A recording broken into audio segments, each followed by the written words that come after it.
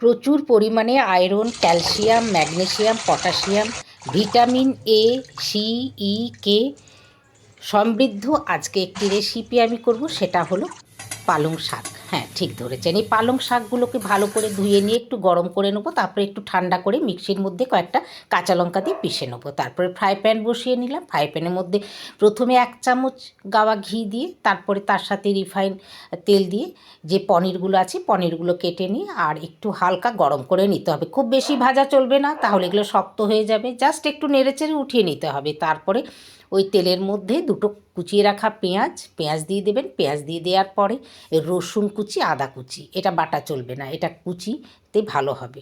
মাঝে মধ্যে মুখ পাল্টানোর জন্য এরকম খাবার বাড়িতে বানানো যেতেই পারে। এরপরে টমেটো দিয়ে দিন। টমেটো দেওয়ার পরে একটু লবণ দিয়ে দিতে হবে। তাতে করে কী হবে না, মশলাটা খুব তাড়াতাড়ি কিন্তু একদম নরম হয়ে যাবে।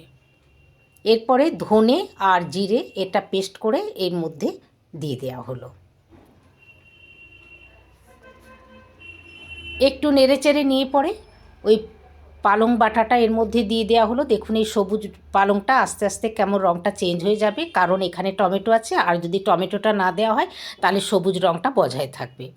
এরপরে গরম মশলা একটু দিয়ে দেওয়া হলো। গ্রেভিটা তৈরি হলে ওই যে ফ্রাই করা একটু পনির, যেটা হালকা গরম করে রাখা ছিল, সেই পনিরগুলো এরকম ঢেলে দেবেন। ব্যাস, পালং শাকের রঙটা একদম চেঞ্জ হয়ে গেল। একটুখানি বাটার স্বাদটাকে বাড়িয়ে দেবে। প্রায় হয়ে এলো বললেই চলে। আর এমন কিছু নয়, ওপর থেকে একটু ক্রিম আর কসুরি মেথি একটু ছড়িয়ে দিতে হবে। ক্রিম না থাকলে ঘন দুধও একটু দিয়ে দিলেও হয়।